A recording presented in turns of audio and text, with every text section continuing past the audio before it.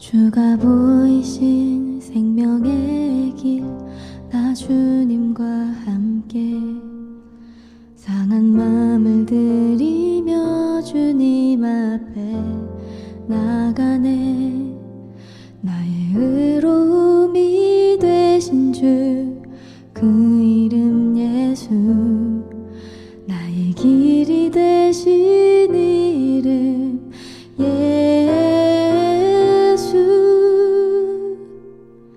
나의 길 오직 그가 아시나니, 나를 단련하신 후에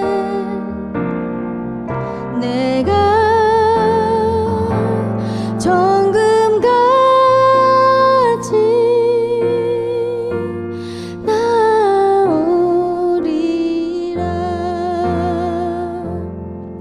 주가 보이신 생명의 길, 나 주님과 함께 상한 마음을 들이며 주님 앞에 나가네. 나의 의로움이 되신 주, 그 이름 예수, 나의 길이 되신 이름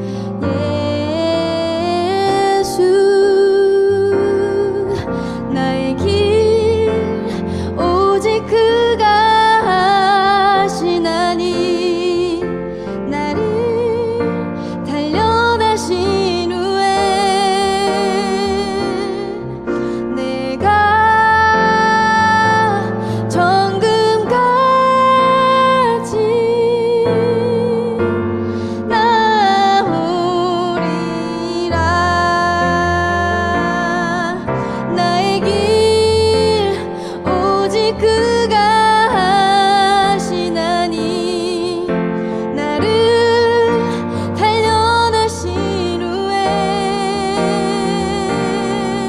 내가 정금같이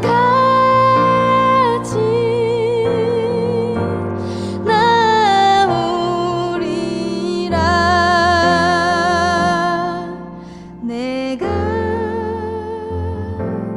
정금같이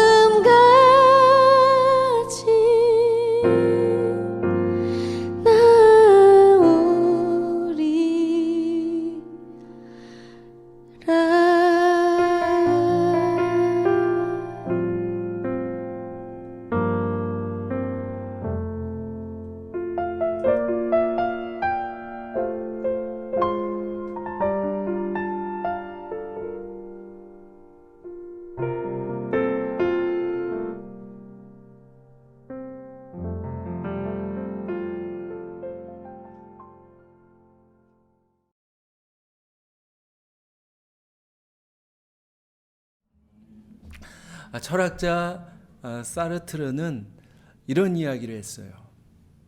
인생은 B와 D 사이에 있는 C다.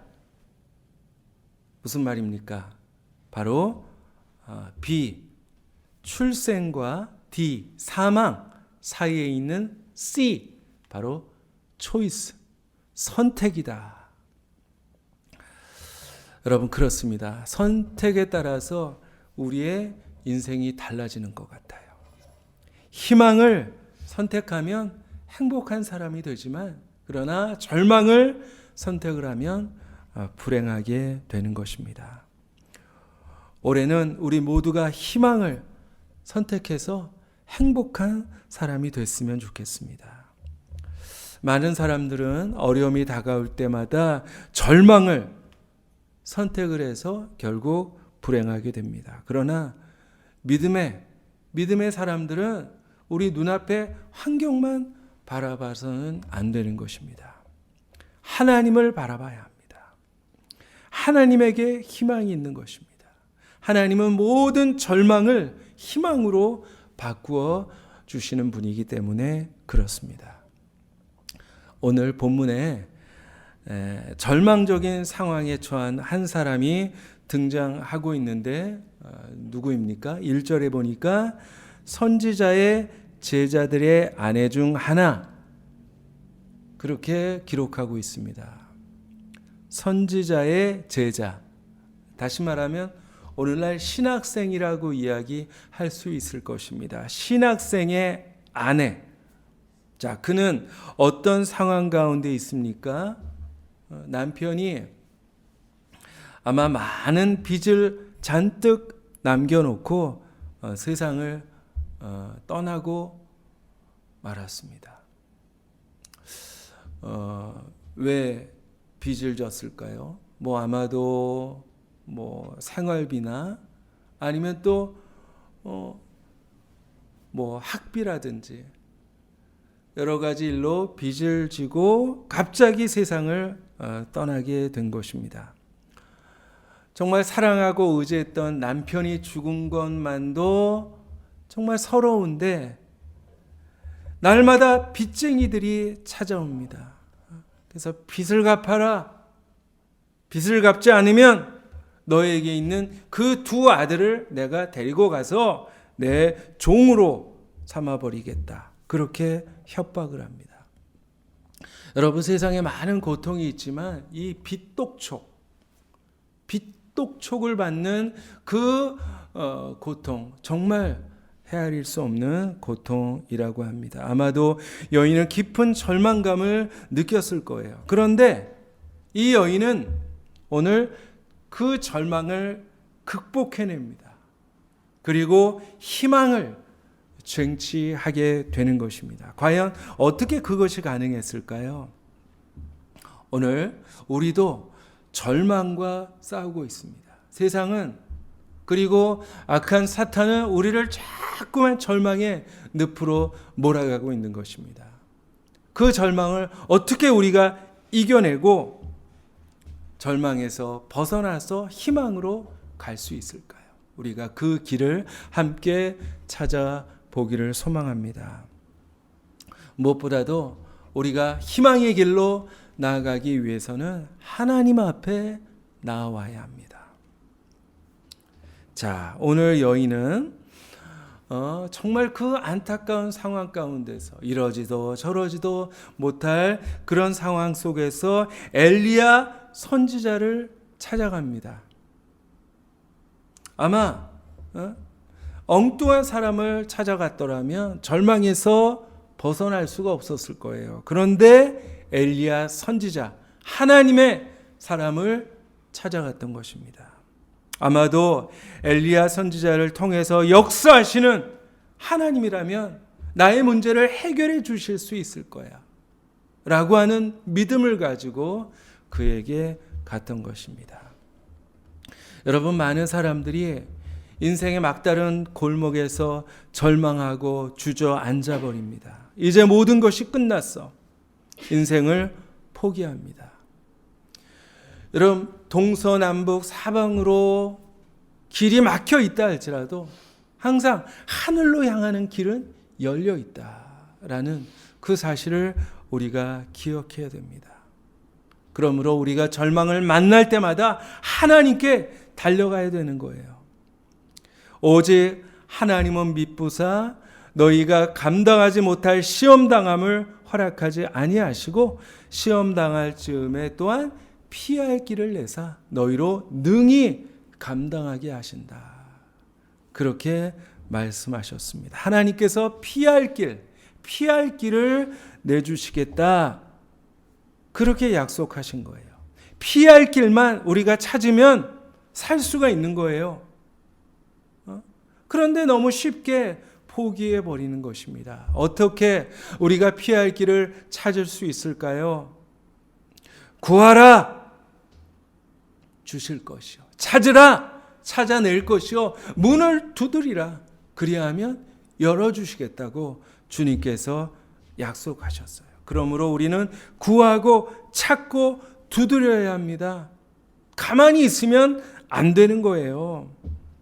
그냥 팔짱만 끼고 어떻게 되겠지? 아닙니다. 하나님께 나아가야 합니다. 만약 이 여인이 고난 가운데서 내가 그동안 하나님을 잘 믿었는데 나에게 왜 이런 어려움이 올까? 낙심하고 또 하나님을 원망했다면 어떻게 됐을까요? 아마 불행한 인생으로 전락할 수밖에 없었을 것입니다. 그러나 그녀는 엘리사를 찾아가서 그에게 부르짖었습니다. 오늘 말씀에 부르짖다라고 하는 말이 나오는데요. 이 말은 카라입니다. 절박한 심정으로 도움을 청하는 거예요. 여러분, 야베스 역대상 4장에 보니까 야베스가 아뢰어 이르되, 여기서 아뢰다라는 말도 역시 카라입니다. 오늘 여인처럼 야베스도 하나님께 카라 부르짖었습니다. 나의 지경을 넓히시고 주의 손으로 나를 도우사 나로 환난을 벗어나 근심이 없게 하옵소서. 그렇게 부르짖었을 때 어떻게 되었습니까? 하나님께서 그가 구하는 것을 허락하셨더라. 할렐루야. 여러분, 구하면 하나님께서 우리에게 피할 길을 열어주시는 거예요. 그러므로 우리가 절망하기 전에 먼저 하나님 앞에 나와 부르짖어야 합니다.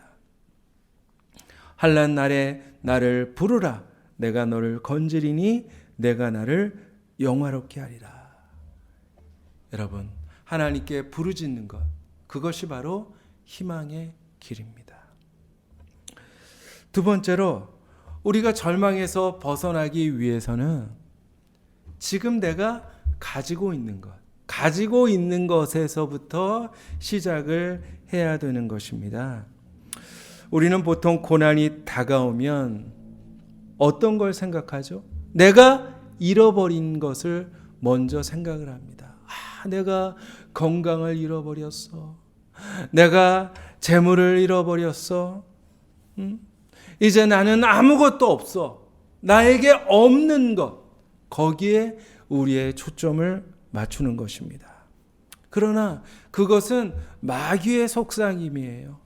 거기 넘어가면 우리는 절망에서 헤어나올 수가 없어요. 하나님은 무엇을 잃었느냐, 그렇게 묻는 분이 아니고 우리에게 무엇이 남아있느냐, 그렇게 묻는 분이십니다. 오늘 여인이 남편의 죽음과 경제적인 고통 속에서 하나님께 부르짖었어요. 그랬을 때 엘리사가 뭐라고 이야기합니까? 2절에 보니까 한번 읽어볼까요? 2절 시작. 엘리사가 그에게 이르되 내가 너를 위하여 어떻게 하랴? 내 집에 무엇이 있는지 내게 말하라. 내 집에 무엇이 있는지 내게 말하라. 무엇이 남아있느냐? 그렇게 물었습니다. 관점을 바꿔주신 거예요. 없는 것, 잃어버린 것을 바라보는 그 관점을, 있는 것, 남아있는 것을 바라보는 그런 관점으로 바꿔주신 것입니다. 아마 그 질문을 듣고 여인이 생각했을 거예요. 내게 뭐가 남아있을까? 난 다 잃어버렸는데. 남편도 잃어버렸어. 돈도 잃어버렸어. 과연 내게 남아있는 것이 무엇일까? 곰곰이 생각합니다. 그러다가 떠오른 것이 바로 부엌에 있는 한 병의 기름. 딱 한 병의 기름. 이제 다 먹을 것도 다 없어지고 딱 한 병 남아있는 그 기름이 생각이 났어요. 그래서 그것을 가지고 엘리사에게 드렸습니다. 여러분, 불을 붙이려면 먼저 불씨가 있어야 되잖아요. 마찬가지로 하나님의 기적도 믿음의 불씨가 있어야 하나님의 기적이 임할 수가 있는 것입니다. 여러분, 하나님께서 출애굽이라는 엄청난 역사를 이루시기 위해서 모세에게 이렇게 물어보셨습니다. 여호와께서 그에게 이르시되 내 손에 있는 것이 무엇이냐? 물어보셨을 때 모세가 대답합니다. 예, 지팡입니다. 낡아 빠진 지팡이. 그 지팡이를 하나님께 드렸을 때 그 지팡이는 홍해를 가르는 그런 기적의 도구가 될 수 있었던 것입니다. 예수님께서 벳세다 빈들에서 그 5천 명을 먹이신 그 놀라운 기적도 어떻게 시작이 됐죠? 한 어린아이가 가지고 나온 그 도시락, 오병이요. 그 보잘것없는 그 도시락을 예수님께 드렸을 때 바로 그것이 기적의 씨앗이 될 수 있었던 것입니다. 여러분, 다윗이 거인 골리앗을 물리친 것도 아마 다윗이 생각했을 거예요. 나에게 뭐가 있을까? 주머니를 뒤적뒤적 하니까 물맷돌 5개가 나오는 거예요. 그 물맷돌을 가지고 거인 골리앗을 물리칠 수가 있었던 것이죠. 그것이 바로 축복의 씨앗입니다. 여러분, 혹시 마중물이라는 말을 들어보셨을 거예요.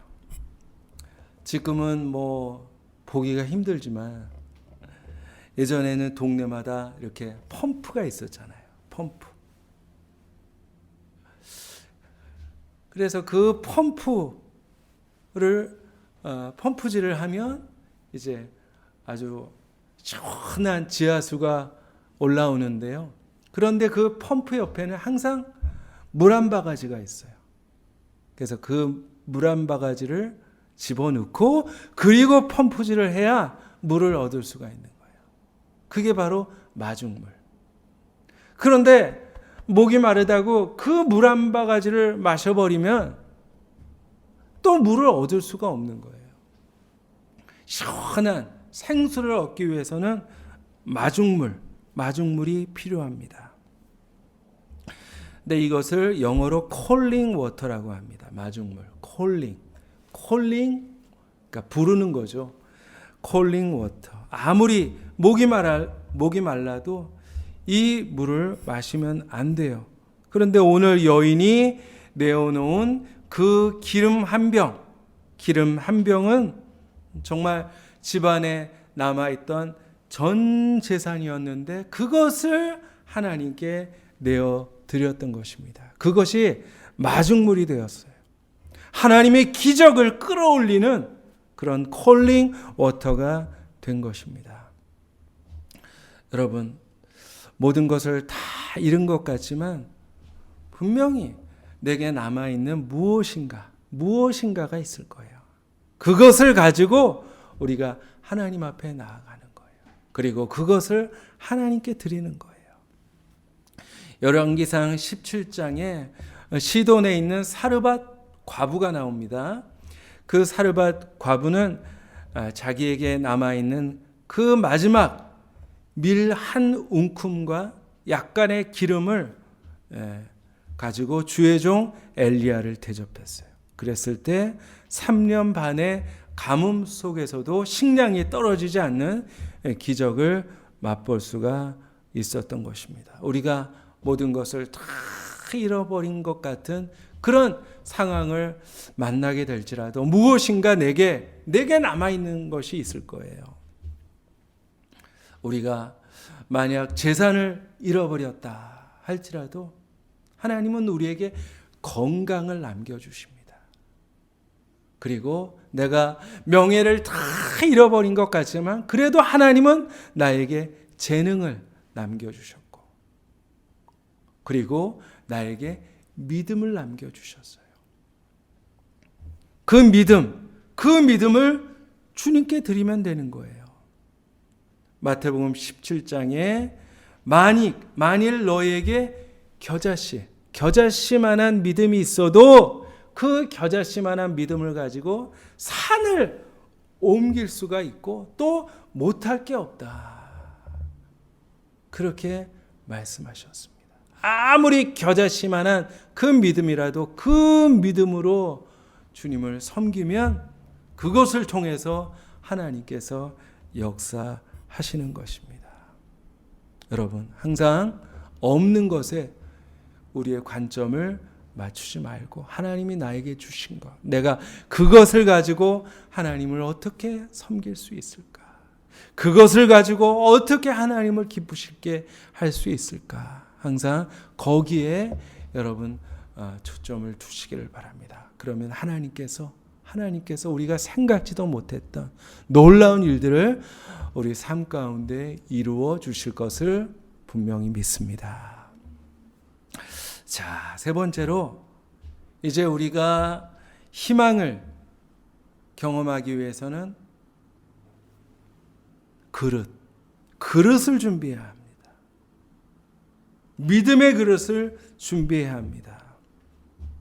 이제 마지막 남은 그 한 병의 기름을 엘리사에게 내놓았을 때 엘리사가 한 가지를 지시합니다. 무엇입니까? 3절 말씀 한번 읽어볼까요? 자, 시작. 이르되 너는 밖에 나가서 모든 이웃에게 그릇을 빌리라. 빈 그릇을 빌리되 조금 빌리지 말고. 조금 빌리지 말고 할 수 있는 대로 그릇을 많이 빌려오라. 그릇을 빌려오라고 말씀하셨어요. 여러분, 그릇은 뭐 하는 거죠? 그릇의 용도는 무엇입니까? 음식을 담는 것입니다. 그런데 과부의 집에는 그릇에 담을 음식이 없어요. 지금 하나도 없어요. 그런데 빈 그릇을 빌려오라. 여러분, 이해가 되십니까? 아니, 선지자님, 누구 놀리십니까? 그렇게 화를 낼 수도 있었어요. 정말 이해가 되지 않는 말씀. 하나님께서는 때로 우리에게 이해되지 않는 것을 요구하실 때가 있다고 하는 것입니다. 여러분, 모든 믿음의 사람들에게 하나님께서는 이해할 수 없는 그런 말씀을 하실 때가 있었어요. 아담에게 뭐라고 하셨죠? 이 동산에 있는 모든 과실은 다 먹어도 되는데 동산 중앙에 있는 선악과, 그 선악과는 먹으면 안 돼. 이해가 안 되죠. 아니, 이왕이면 그냥 뭐든지 다 먹어. 선악과도 먹어.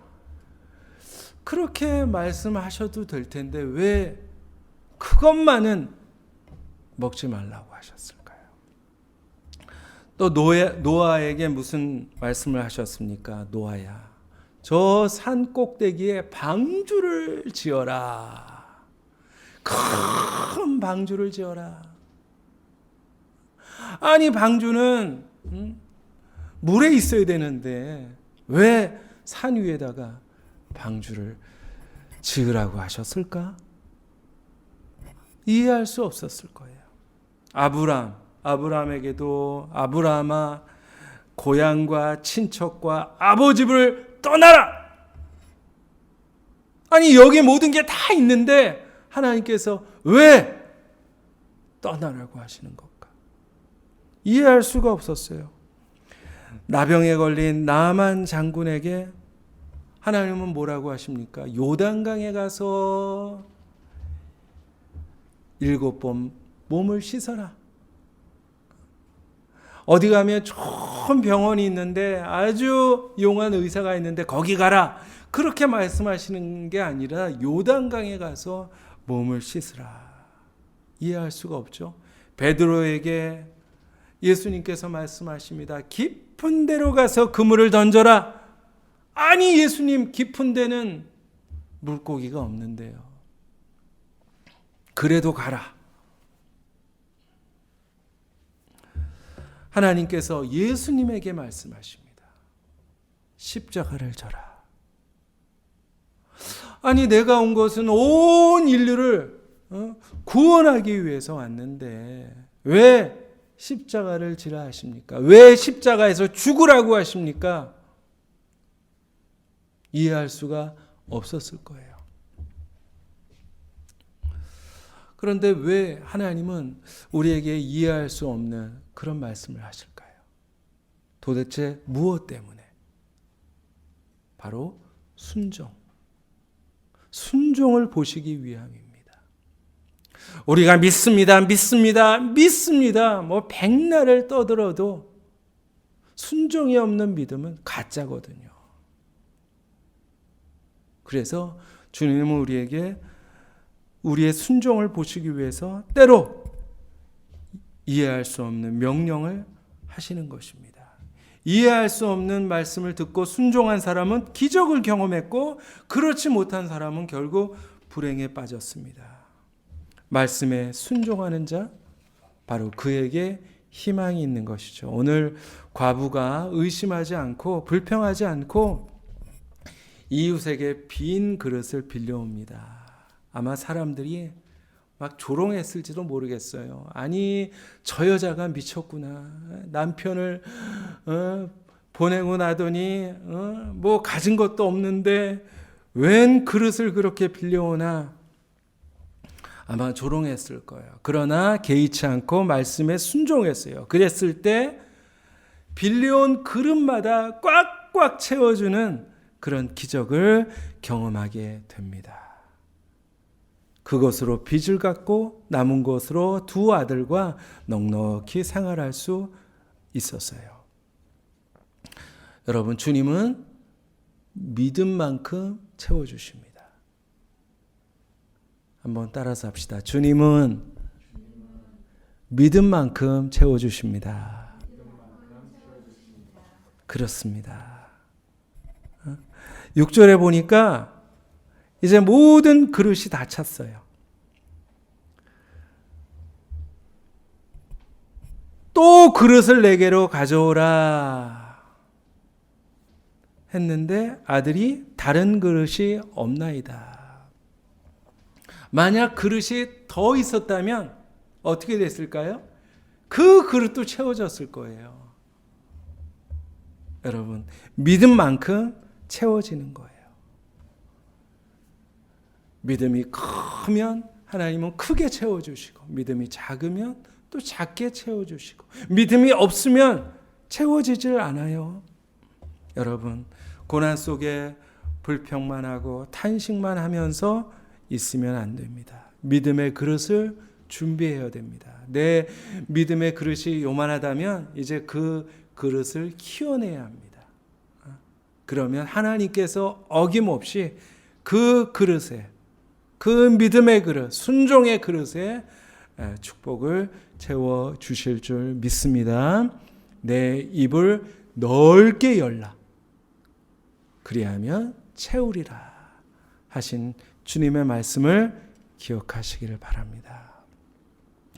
여러분, 혹시 희망가라는 노래 아십니까?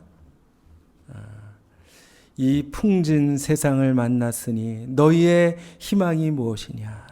부귀와 영화를 누렸으면 희망이 족할까? 이렇게 시작되는 노래. 지난번 그 미스터 트롯 할 때 그 정동원 군이 불러서 많은 사람의 신금을 올렸던 그런 노래입니다. 이 희망가는 1910년 독실한 신앙인이었던 임학천이라는 분이 미국의 찬송가를 가지고 와서 그 곡에다가 가사를 붙인 노래라고 합니다. 여러분, 1910년 얼마나 우리나라가 캄캄하고 암울했던 그런 시절입니까?